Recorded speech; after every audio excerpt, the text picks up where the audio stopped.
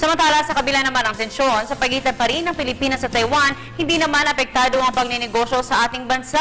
Mismo ang mga Taiwanese investors ang nagsasabing malaki ang pakinabang ng dalawang bansa sa isa't isa sa larangan ng kalakalan. Si George Bandola ang ating tagapagbalita.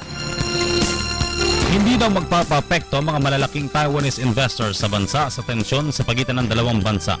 Para kay Manuel Wong, presidente ng computer giant na Acer, hindi sila kailanman kakalas sa pagnenegosyo sa Pilipinas. Ilang kaibigang negosyante din ayon sa kanya ay di alintana ang umano'y alitan. Nothing should also hamper the friendly relationship between the people of the two countries. And 10 taon na ang Acer sa Pilipinas at kumpiyansa siyang mas mapapatatag pa ang pagnenegosyo ng mga Taiwanese investors dito. Tiwala mga negosyante na hindi mapuputol ang ugnayan ng Pilipinas at Taiwan dahil parehong malaki ang pakinabang ng dalawang bansa sa isa't isa.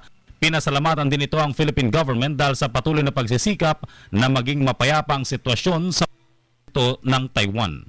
Para sa Telebisyon ng Bayan, George Bandol.